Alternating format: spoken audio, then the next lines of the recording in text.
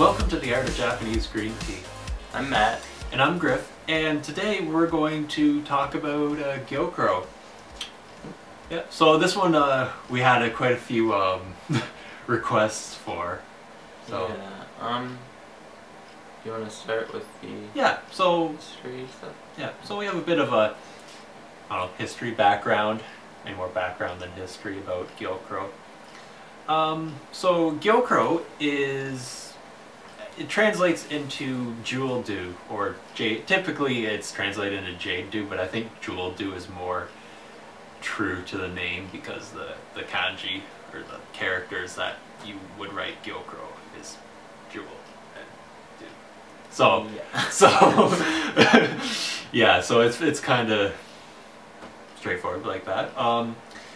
And it was originally made by the Yamamoto Tea Company in the 1830s. They discovered it, or created it first, but a little later on in the 1800s, so around the 1870s, is when it was really perfected and made into what it is today, which is one of the most expensive teas in Japan. Gyokuro is it's technically a type of sencha, but it's still steamed and processed in the same way. But the difference is that for 3 weeks before they harvest it, they'll put up shaders on it to shade it, which increases the amino acids in it, and apparently that's what gives it that sweeter taste that Gyokuro is all about. Not to be confused with kabuse cha though, which is kabuse cha is shaded for 1 week, and it's just sort of like halfway in between Gyokuro and sencha, basically. Yeah, I would when I think of kabuse cha, I would categorize it in sencha, but to be honest, I think of Gyokuro as its own sort of thing. But it is technically sencha there, so. But so there's a few different prefectures in Japan that grows Gyokuro. The first one is Uji, once more, which is a part of Kyoto, and that's where tea in Japan has traditionally come from. But for things like matcha and sencha in general, typically Kyoto, specifically Uji, is the place to be. But when it comes to Gyokuro, actually a place called Yame, which is a part of the Fukuoka prefecture, is sort of the main place for Gyokuro. And in fact, in 2007, the National Tea Jury of Japan, when rating Gyokuro, they gave the first 26 spots to sign produced from Yame. So yeah, it's pretty cool that way. But I guess next is about the teaware. Gyokuro uses a bit of different teaware. Yeah. Basically with Gyokuro, all your stuff is smaller. So with sencha, or sometimes you'd use a big cup, I have a large. It's called Hagi style, which is just sort of, it looks kind of rough, and I like to use that, but that wouldn't really be for Gyokuro. And you use a hoin or a shibori dashi. Yeah. Which is it's kind of just like a cup with a lid. It's like a cup with a lid and a little dip in it where it pours out. This is just, it has no handle, and it's got this triangular kind of spout instead of one that sticks out. It's pretty straightforward. So the cups are 125 milliliters that we're using, and I guess one thing though is these cups, they're called Unobi. These ones in particular, they're not quite what you would use for Gyokuro, but so we don't really have the right cups to be using. Actually, I think that one is, but either way, it just kind of goes to show that you don't need all of the correct Japanese tea ware to have a fully great experience with your tea. And because I think sometimes the snobbery, which I guess sometimes includes us, think like, oh yeah, you have to have this, you have to have that. You definitely do, like, have to have. Well, I guess you don't. I don't know if it's as much that you have to have a hoeing and all of these things, but you have to not be using like an English teapot. Yeah, at the very least, at the very least, it should be a Japanese style teapot. Yeah, but anyway, so water temperature. The water we're starting with is at 190, cooled down from boiling, and then we're putting it into the cups to cool. Yeah. And we want to get it down to around 60 or 50. 60 or 50 Celsius. Celsius, which equals 122 to 140 Fahrenheit. So we're gonna pour it from the cups into this and shuffle it around a bit. If you have like a water cooler. Yeah, typically a Gyokuro set would come with something called a Yazumashi.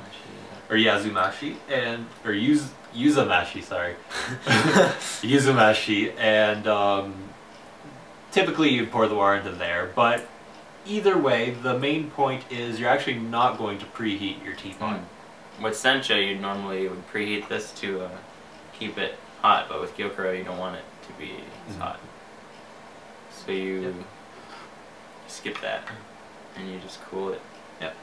And we'll be doing that through passing the water through the 3 cups here.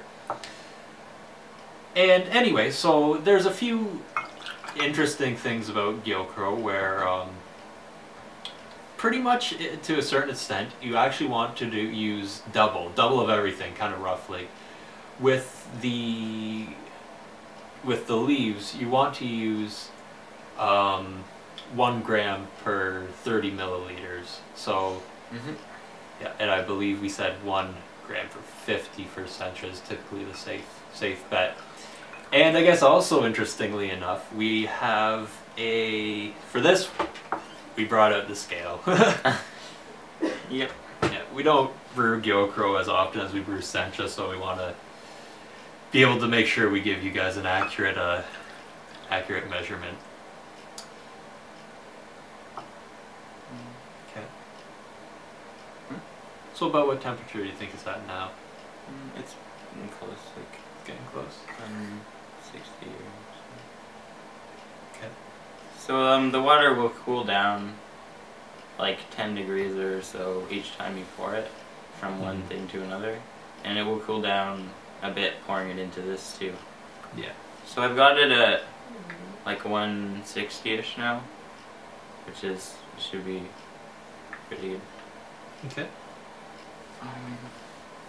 So yeah, measure out. We want to have 8.3 grams. Yeah. Because 250. Well, yeah. And then yeah, we had previously measured out that the cups are about 125 each, and so together it's 250. And you want about a gram for each 30 milliliters. Yep. So there's one scoop gives us 5. Let's see what.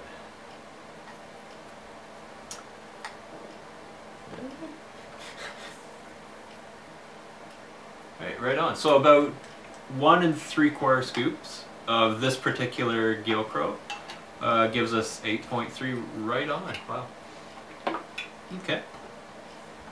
So we're just going to pour this right in without preheating. Yep.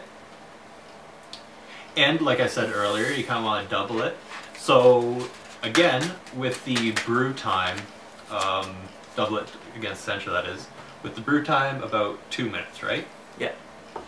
And yeah, so we'll meet you back at the 2-minute mark. Okay.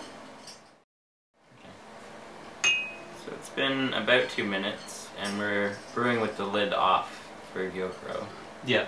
And again, the reason is just so, well, first I guess so you can kind of see the leaves, so you kind of know how it is, because they unfurl when as it brews. Second reason is to help keep the temperature to drop. Now, as he's pouring, he pours about 1/3 into there, 2/3 into here, and then another third in there. Now he's just trying to level it off. That obviously adds up to more than 100%, but yeah. But this tea is better than 100%. 200%. Brewing time. That's what happens when you brew with us. You get more than 100% for your tea. Anyway, so he wants to get all like the last little drops out because the leaves really soak up a lot of the water, and to make sure the next few brews are as good, you definitely want to get it all out.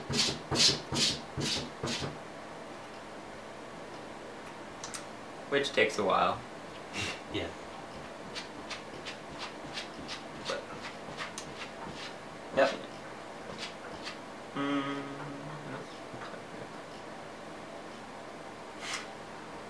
Yeah, so I guess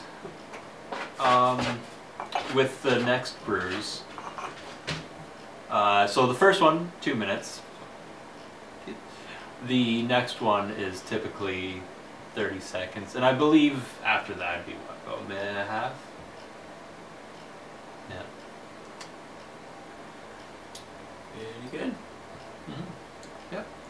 And when you taste the Gyokuro, something that we've heard about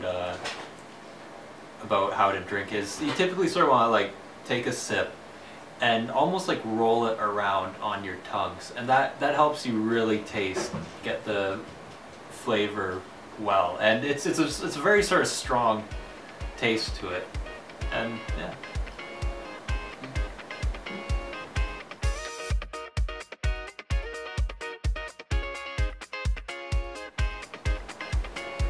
That's all for now. Yeah, and yeah, so this video is definitely appears to be a viewer's favorite for suggestions. So yeah, I hope we did Gyokuro justice. We definitely enjoy Gyokuro. It's not an everyday thing for us though, but yeah, hopefully that teaches, explains, and maybe gives a little more insight. Now anyway, so we had another interesting idea about like how we got so many requests for Gyokuro is maybe setting up a bit of a request poll. Yep. Yeah. So, yeah. Put that on the forum. Yeah. So on the forum, if you go to it, which is located at theartofjapanesegreentea.com/forum, in the one section about our tea videos, there is a poll, and if you go and sign up, you get to vote on what we're going to do for our next video, which would be pretty cool. Yeah. I don't know, it should be interesting. I don't know, my guess for what they're going to go for will be matcha. Yeah. I think so, yeah. Yeah. I like matcha. Yeah.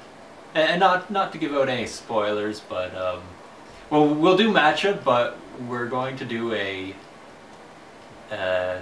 special episode about purely the tea ceremony, so not to give out too many spoilers about where we're going, but where we're going with that. I just made that sound really misleading and saying we're going to Japan, didn't I? Maybe. I said I'm not going to say too much about where we're going. Oh. Talk about the tea ceremony. Anyway. That would be nice. So, well, what I want to talk to you about now, I guess, is we need you guys to sponsor us for a trip to Japan. Mm-hmm. By just literally mailing us bills of money to our home address. So we're gonna put that in the bottom here. Yeah. So if you could just each give like $20, we'd probably. I get to Japan. And you could enjoy all of our. And we would shoot tea videos. Perfect. It works all the way around. We'd be able to send you tea videos from Japan. Yeah. We'll vlog. We love vlog. Over the whole trip. Making tea the whole time. Pretty much. On the airplane.